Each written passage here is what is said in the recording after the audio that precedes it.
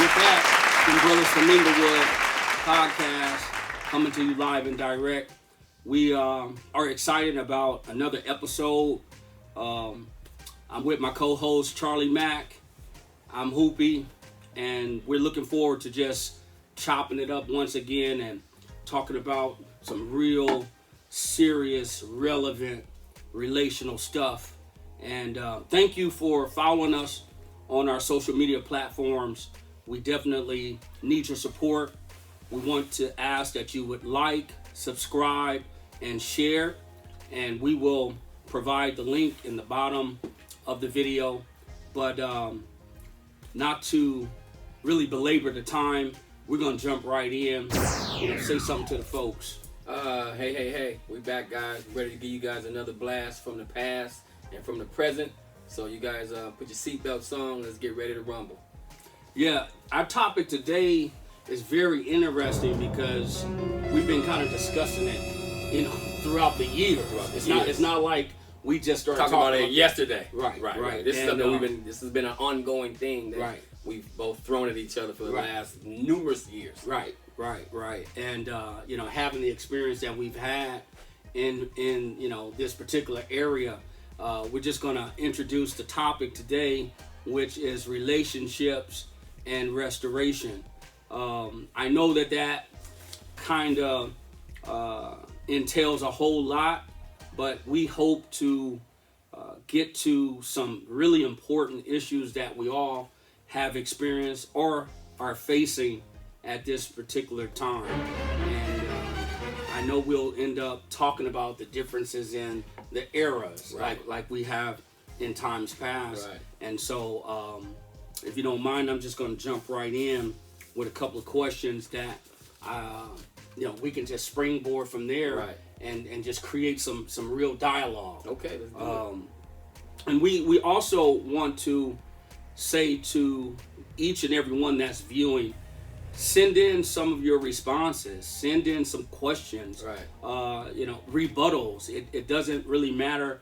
None of us are considered perfect, have an expertise in areas that have not already been discussed and researched or whatever. So we welcome that, and it helps us really create a better show for you all. So my first question is pretty much, it's relevant because of what we're facing today.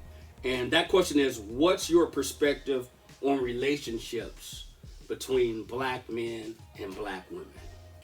Perspective, meaning, in particular, what's your opinion on some of the things that you've experienced and, things that you see in other relationships? How would you pretty much critique it?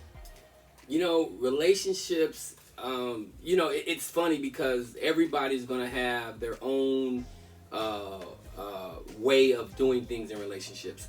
What may work for me may not work for the next person. Okay. So I can only speak for me, and these are only my this is only my perspective from the things that I've gone through in terms of relationships. But what I do expect in a relationship is mutual respect from the man and the woman, and also I expect for the woman, especially if you guys we're talking about boyfriend, girlfriend, marriage, whatever, it's all different. Yeah. Because what you're gonna get out of a boyfriend and girlfriend is different that you're gonna get out of a marriage, or what you're gonna get out of it. Doesn't have to be that two people are married; they could just live together. Yeah.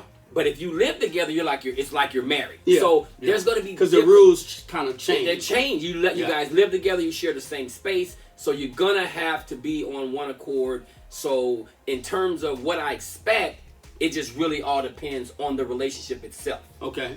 I agree, because there was something that I always I remembered pertaining to commitment. Okay. Of in relationships, and what I always feared was when I became of age, and I was ready to kind of settle down and move out on my own, I always felt like if I got a live-in girlfriend, or if I went to move with my girlfriend, that I was instantly in a marriage.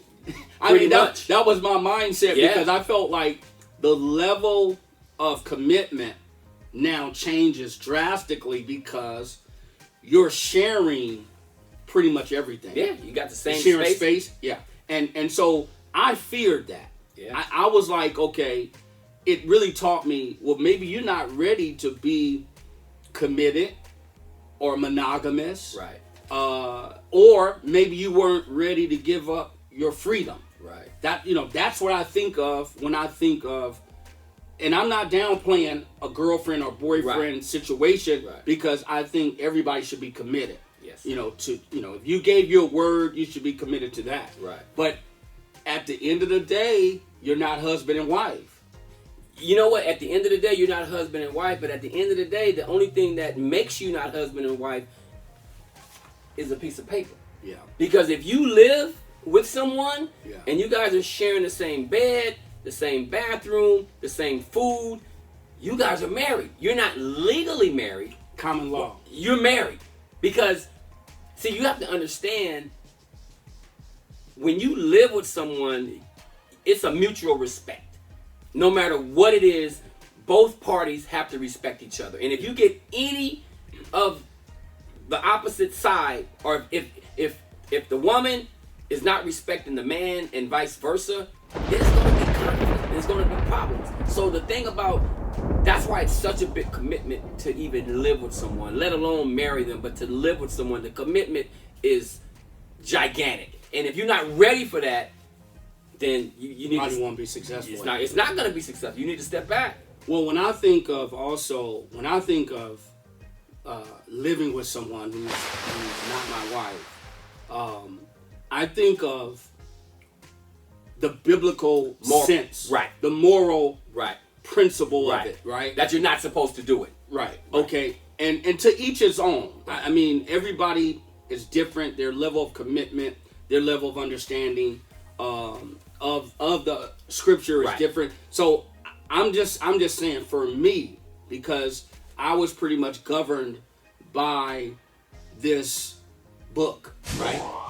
Not that I was perfect, not that I never made mistakes, but I knew this was something that you're not supposed to do. Me. Right. So now I say, well, conflict can easily creep in because there is a principle here, a biblical principle here, and then there's someone else's rendition of how they were raised, what the culture is, and pretty much preference. Right. I don't want to be married, but I don't mind living with you. Right. You know, I want to be your man or I want to be your woman, but I don't want to be married, but I want to live with you. Right. So it goes back to respect, like you said, a level of respect and understanding. And okay, let me rephrase. Okay, why do you think, and I'm posing this question to you, why do you think when it comes down to the black man and the black woman, them trying to have a stable relationship, why do you think it's so hard sometimes? You know what? Just speak from yourself. You trying to meet a woman, and particularly black woman. I'm speaking on that because we're black people. Yeah. But why is it for you that when you try to meet somebody and you guys go through the motions, what do you think it is that always has that stifling effect in the relationship? Why isn't it successful for you, or what do you think the issue is? Unrealistic expectations. Oh, wow. Because what your expectation of me is may be on a whole different level of my capability. Okay. And vice versa. And then it's also assumption. Okay. Because you may believe, well, Cameron should know that. I mean, he's 40 years old. Right. He's 53 years old. Right. You should have learned that in the 8th grade. So now you're assuming, instead of having a conversation about whatever it is that might be bothering you. I might leave my pants in the floor. Right. Which I don't, but that may have been natural for me as a bachelor. Right. Or even in my home growing up with my parents. They may have allowed it. Right. My mom may have come behind me and picked everything up. My dad may have did the same. So I thought it was normal. Right. And now that I got a live-in girlfriend and she's a female, I'm expecting her to do this, and she's expecting me to know better not to do it. You know, it's so funny because, you know, all these years, you know, you've been single and you were married at one point, and then, you know, now you're divorced and you've been single for a very, very long time. 9 years, bro. And it's so funny, man, because I always, in a funny way, I'm like, man, this dude is single, you know, good-looking dude, smart, intelligent guy. But it always, like, was in my head. I said, well, I wonder why this dude ain't got no chick. And I know a lot of it is because, you know, you a man of God, and you and you made a commitment to God, you know, and you got to live your life according to. You made that commitment to God to live your life the best you can. We all got shortcomings. Of course. I don't care who you are. I'm pastors, bishops, presidents, whomever. That's right. All of us have shortcomings. That's right. And we all can't live perfect, because if we all were perfect, we wouldn't need God. Yeah, we wouldn't need God. But aside from that, so let me rephrase it. Okay, why don't you have a wife, you think? Why isn't that you say, okay, man, you know, I want somebody in my life. You know, I know I can't go out and be shacking up and living like I'm just a single guy because I made a commitment to this book. Right. So I can't live my life that way. People are not going to respect me as a man of the cloth if they see me out here at the discos. Yeah. So, or chasing women. Yeah, so why is it you think you've never said, you know what, man, I got to find me a wife? Do you think about that, though? Of course. Because first, you know, getting back to the origin of it, after my divorce, I didn't realize that I was damaged goods emotionally and totally unavailable emotionally until a couple of years after my divorce. Wow. So not only did I want my ex-wife back. Okay. I had to look in the mirror one day and realize, where's this other stuff coming from? Right. Well, I hadn't really dealt with the disappointment, the anger, the frustration, the singleness. Right. I didn't embrace my singleness at that time. And then my children were very young. They're still young, but they were very young. So my concentration was on them. Be there for them, help them kind of, you know, figure it out. I mean, at that young age, you can't figure it out. All you know is your mom and your dad. So, to say the least, I didn't even think about moving on for the first 3 years, 2.5 years. And I even shared it with my ex-wife. Okay. And so, I think in my heart of hearts, I always wanted my marriage back. Yeah, I knew that. And I was kind of hoping that we would reconcile at some point. You were really giving it a chance. Well, I was available. Yeah, I was available. I wasn't committed. Yeah. And then I started meeting people. Right. And so I think when I was meeting people, we just didn't develop chemistry. So, you know, nothing wrong with the people or anything like that. I knew I was a husband. Right. I knew I was the kind of guy that was I could be monogamous and committed. Yeah. And so I didn't really find that because of variations of what their expectations were. Wow. I'm a man of the cloth. Yeah. That has to be on the table, because now you have to think about, well, is this the kind of life I want to live, you know, for myself? Right. So a lot of it just didn't line up. And then, I'm not going to kid you, I never prayed for a wife. Oh, wow. Okay. I never asked God, like I sought to send me a wife. Yeah, like I sought to meet my first wife. I sought the Lord for her. Right. And so I had never did that since that time. Yeah, because you was waiting on your wife. I left your the door. Ex-wife. I left the door open. I did. Yeah, I knew you were waiting on her for a lot of years, which I commend you. You know, you had. My family was important. At the time, your kids was much younger. Right. You know, they're getting up into, you know, teenage adolescence now or whatever. But at the time, this was fresh. Your kids were. I mean, so there was a lot going on with you in terms of. Do I want another man raising my kids? Do I want another man around my young kids? It was, and it had more to do with your children than it did that woman. Of course, hey, it all comes as a package deal. Yeah. But hey, I gotta be there for my small children. Exactly. So I was there. That. I know you were. And the terrible thing was, we just never reconciled. And then over time, when you start looking at the time, of course your feelings change a great deal because you've been apart for so long. And now you can differentiate the love and the concern being that time elapsed. Right. So I think even to this day, I've told many people, I said, I believe I'm going to always love my ex-wife because she gave me children. She gave me something I had never had. She gave me an opportunity to be a husband. Right. She gave me an opportunity to be a father. Right. So I believe because of that bond and that connection, you're going to always have that place for that person. Right. Through the ups and downs. However, there comes a time where you just have to draw the line in the sand and say, enough's enough. It's best that we just move on, from here. So yeah, that was tough, and then, man, everybody's not a preacher's wife. Oh yeah. And then everybody's not a pastor's wife. Yeah. See, people think a preacher and a pastor is pretty much the same role. Yeah. It's not the same role. Yeah, it's different. A preacher does one thing, a pastor does it all. Yeah.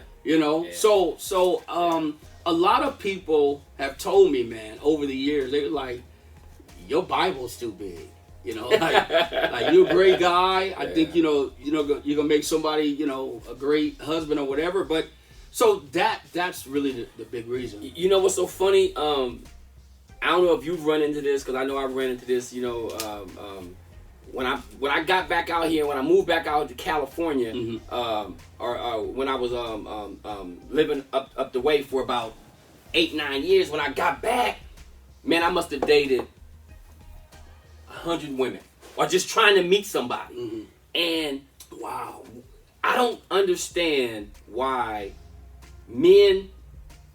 Well, I can't say men play games because I'm a man that I don't play games. So I can't speak and say why men play, but I know that they do. Yeah. But the women, I don't understand why. Maybe you can help me out on this one. I don't understand why two adult people play games with each other. For example, I'll give you an example. You meet a lady, you have a conversation with a lady. Yeah. She's excited. Oh, how you doing? Here's my number. And she's with the compliments and all the good stuff. And I'm gonna give you a call tonight and all the good stuff. Yeah. And they take your number and they don't call you. Right. What is that all about? Or I don't get it. Well, I think it's ego. It's a woman, and I can't speak for a woman. But to rationalize it, I believe that's the ego in us all to enjoy being pursued by a handsome man, good-looking guy, seemingly full of potential. Right. I already know I don't want a man. Right. I don't want a situation. I might already be in one. So why do they do it? But it's good. Well, I think also women have told me over the years that they're reluctant to turn a man down because of how he's going to respond. So it's like a defensive mechanism that they're polite, they take the number, and then they get to safety. Yeah, but the thing about it is, I think a man, a real man, I can't speak for some of the idiots, but I think a real man who respect women and respect themselves would prefer for the woman to be like, oh no, that's okay, I'm not interested, I'm in a relationship or whatever. Yeah. It's disrespectful to me. But thank you. Yeah. I've had that. Don't lead me on, because one thing, let me explain something to women, if you guys don't know this.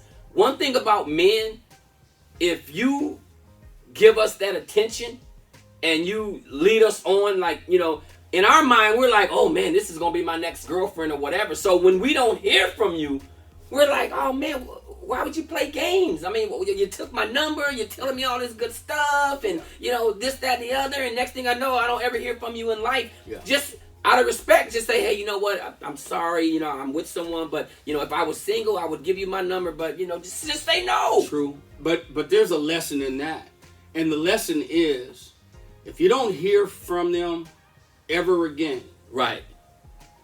One of two things happen. They misled you from the start, right? Because they have poor character, right? Or they lost the number.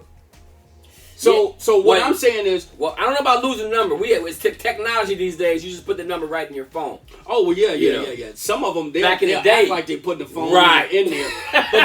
But right. So that lets you know. Right. That lets you know that person wasn't for me anyway, because they don't have any character. So what do you think about these women that got it going on? You know, these black women who they may be in the corporate world, mm-hmm. or they may have, you know, a great job making, you know, the high six figures, mm-hmm. and got it going on and got their homes or whatever. What about them in terms of?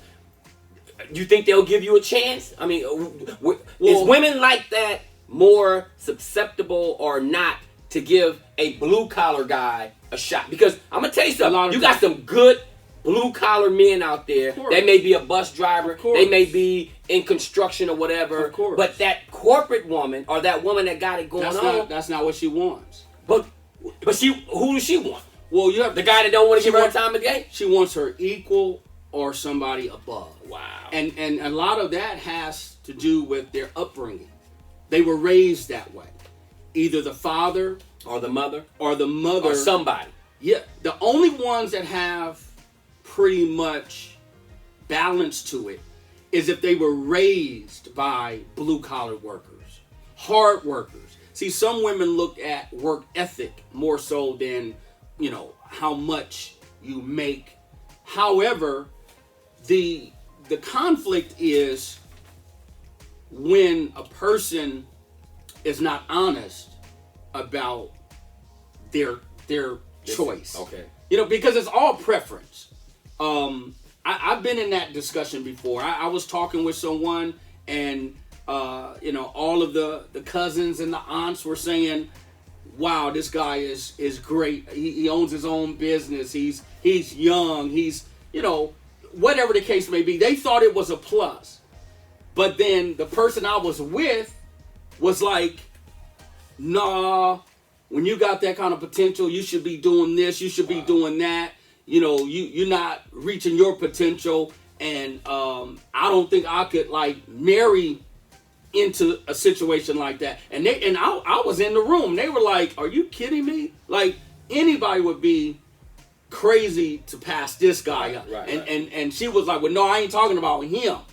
But really, you were talking about me, because everybody who was a blue collar worker fell in that category. So what you were saying is, if we didn't have these years together, and you didn't know me the way you know me, which became a deciding factor anyway in that relationship. And you know who I'm speaking of, because I was with her for many, many years. But at the end of the day, I wasn't good enough for her. You know, which was cool, because that's what it is. But at the end of the day, man, it's how they raised. It's the expectation. You go to school, you earn a master's degree, you even get to a PhD, or you get into a certain industry like law or medicine. A lot of times they feel like, well, if I marry down, then that's going to be conflict, because they'll never understand my you know, what I do. See, but it's crazy, man. It's almost like education trumps anything else.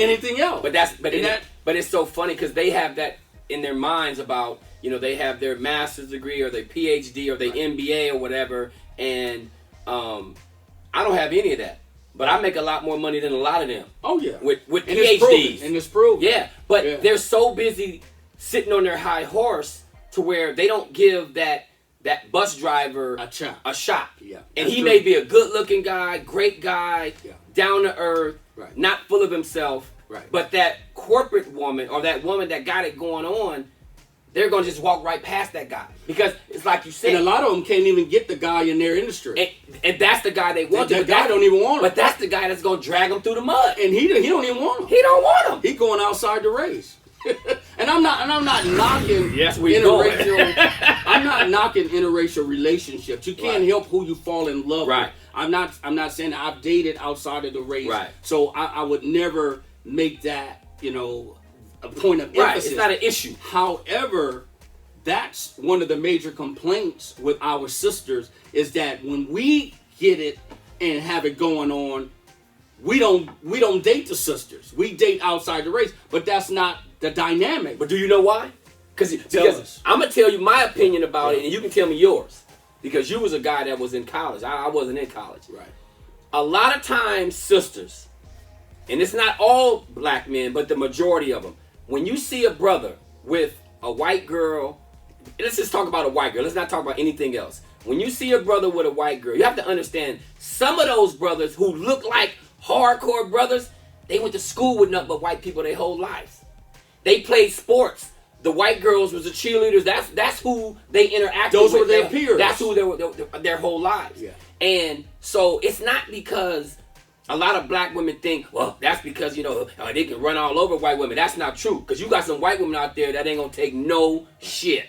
Right. And they going to be just as aggressive as a black woman or a Latino, whatever. Yeah. So it's not that, some of these guys, they can just take advantage of these white women. That's not the case. But in a lot of cases, a lot of times, you have a lot of black women that they're so busy not really wanting to submit to that black man. And not even as just, it's not about this man, walking all over you or whatever. But one thing about, I think, a woman in general, whether she's black, white, whatever, she needs to understand that if she's going to be with a man, whatever man it is, you're going to have to submit to that man in some kind of way. Well, I think the submit part throws a lot of women off. Right, I think because they're that word, their submit. definition of it. Right, it's not the right definition. Exactly. Exactly. I think when they hear that word submission, they think that I ain't gonna be this guy's slave, or I'm not gonna let him, talk to me any kind of way. I haven't had a woman tell me before, well, just because I got a voice. Well, no, it's not about a voice. Your thing about saying that because I got a voice. Talking back and getting smart and trying to argue with your man, that's not a voice. That ain't a voice. That's an argument. Now, if you want to imply something, say, well, hey, no, maybe we should do it this way, and you're thinking about we should sell this. Oh, we should. That's a voice, a compromised voice. Yeah. Not because you can show this man, I'm gonna stand up and I'm gonna fight back and I'm gonna argue. That's not a voice. No man wants that. Right. Not this man, and I know not you. No. Maybe there's some men out there who do, but I'm not really with the whole fighting and arguing or whatever, Okay. I'm not. That leads us into another question. What are the common issues that black men have in their relationship? I think it's when I was just saying, I think the common, I can't speak for all men, but let's just speak for this man. For me, I think I've had more problems with women wanting to challenge me. Okay. Women wanting to stand up and show you that, I'm not a punk. Right. They're just as strong as you are. Or I'm your equal. Right. And you can still be my equal and I'ma still respect you, but understand something at the end of the day. I am the man. And because I'm the man, I'm not saying that I'm dominant over you, but I'm saying if a burglar break in the house, you're going to look for me. Right. If you need to be rescued, you're going to look for me. So what you're saying... So let me be the man. Right. So that's all. And I mean, it just really turns over a few questions in my head. What you're saying is I need a level of respect as a man. As a man. You're a woman. I'm not trying to be a woman. I'm trying to be a man. So let me be a man and you be a woman. So really the what you're saying, the common ground is that don't respect me in the bedroom only or when I'm bringing home the bacon. Yeah. But then at the end of the spectrum, you want to do it your way. And what women have to understand, and I'm speaking on black women, they don't understand that black men have it harder than anybody. We already got to put up with all the stuff out here in society, with what everybody else is trying to do to us. We're already on defense. We dodging this, we dodging that. Now we got to come home and argue with our black woman. Right. We've already been through so much trying to just make it through the day from our supervisors and whatever. Now we got to come home and have our black woman talk crazy to us. Come on, man. I heard the former president. I'm not even going to say his name, but I heard him on an old interview. I think this was in maybe 2005. Okay. And he was having an interview on Larry King, and they asked him a question about him and his new bride. Right? Okay. So he said that the main reason why he chose her was because she had all these characteristics of being a great wife and a good mother, that he wanted to do deals through the day and make moves, and he didn't want to come home and argue with nobody. And this was like one of the only women he had ever met in his life. Wow. That he didn't ever argue with. Yeah. And I was kind of dumbfounded. I was like, him of all people. Wow. But at the end of the day, maybe that was the type of person that he needed to be in a marriage with. Yeah. And I think a lot of times it boils down to what you said earlier. It's respect. And you know what? And don't get me wrong. I'm not going to sit up here and paint men as, perfect. Or, because you got some bum men out there that sit around the house and play video games. And they black woman that went out, worked her butt off, came home, and she got to look at this dude. And she coming home laying around playing video games, talking about when you going to cook. So we ain't talking about but I get that. You got some dudes out. I'm talking about that black man that's out there trying to do good for his home and for his family and working his butt off, and he want to come home and he want his woman to have his slippers ready or something like that. Babe, you need me to run your bath water? You want it?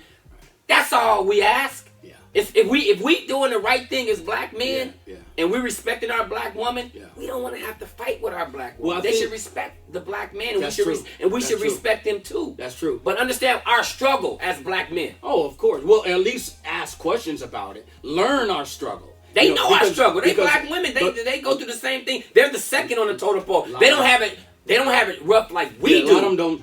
Honestly, but they get it though. A lot of them don't even know, dude. You don't think a lot of them know? Because I've talked. Wait a minute. You don't think a lot of them know? Okay, what we're going to do is we're going to bring we're going to invite some black women on the show, and we're going to get a perspective from a black woman on all these topics we've been talking about. You don't think they know? I talked to a lot. Come on, Cam. I counseled a lot of people, man. You serious?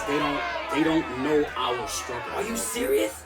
Wow. You know why? You know why? You know why? Because so many in this generation, and I'm speaking to us, 50, I'll just say 56 on down, 58 on down. Okay. A lot of us have achieved so much more than our parents. Right. From academics to careers. Right. So we had to go through the progression of reaching that success. So many of us we strived individually, bro. Wow. So a lot of the women that are successful, their cloth that they've been cut from is totally different. Wow. It's okay. My parents told me don't depend on a man. Get this going, and always save some money. Yeah. And girl, you go for it. Yeah. If you want to be the first president of the United States, you do it. So that equal liberty and women's lib, that, and I'm not against that. Right. But what I'm saying is it was a paradigm shift. Wow. It totally took us out of balance to understand that the oppressor is the system. I'm not going to put an ethnicity on it. I'm not going to put gender on it. But there is a real system and a regime behind it. Wow. And it's all designed to castrate the black man. It's to bring us to our knees and cause society as well as our own women to lose respect for us. Yeah. Think about it. If on the average, women make more financially in a salary than the average man. Yeah. A lot of jobs that men excelled in over the years, the women they took them away. Yeah. And they took them away. Right. So now society says we can't enslave black men anymore. Right. So we'll do it in a different way. We'll take away their livelihood. We'll take away those positions of power and all that stuff. Have you ever seen somebody get pulled over in a car? A couple. let's just say the woman is driving. Okay. And she gets pulled over. And they ask her, you know, roll the window down, and let me see this, that, and the other. And she got an attitude. Yes. And when she has an attitude, that puts all the pressure on dude. Now he got to get out of the car. He got to get searched. He got to sit on the curb. Man, all because this woman didn't understand the dynamic is we really want him. Right. We don't want you. Right. We want to harass him and humiliate him in front of you. Right. So when y'all drive off, you going to look at him like he a punk. Happened in a movie. It's the truth. It's so funny you say that because it happened in a movie with Terrence Howard and Thandie Newton. Same thing you just said. And so society plays a big role in how the black family functions, bro. Wow. And so what happens is, like, I when I was married, man, I was living in the IE, didn't know anybody outside of athletics in the IE. We never lived in Fontana or Rancho Cucamonga. Right. You know, I was kind of oblivious. You was green. I was totally green. Yeah. I knew high schools because I played against a few. But at the end of the day, bro, I was out there for a few years, man. I couldn't even find a job. I remember. And I was like, I'm not working in a warehouse. I remember. Cracking my back. I remember. No benefits. Yeah, you had to commute out here. I remember you were commuting out here. Yeah. You probably went through about 3 cars, motors. Yeah, I remember that. So. But you was trying to be that black man to support his family. I had a responsible. Son. I had a little boy. I remember. I had a wife. We were young. I remember. And bro, I was applying for everything. I remember. Couldn't look. They was telling me at Stater Brothers and play, you're overqualified. I remember. You know, I couldn't get certain jobs because they said you was overqualified. I was overqualified. Yeah. We can't pay you that kind of money. I don't see you bagging groceries or whatever. I remember. And bro, I got ridiculed. I mean, it was by hard. your wife. Yeah, bro. Oh, yeah, I remember. It was hard. Yeah, I know. I remember what you went through. And then at the end of everything, I had to whip out all of the jobs I applied for and show her. To show her. Wow. It was 46 jobs. Wow. I applied for within a certain period of time. Right. And didn't get one of them. Not one of them. So I think you know we can. I mean, this is a heavy topic. We can go on and on. We're going to have to so repeat it. segment, you know, part 2 and part 3 of it.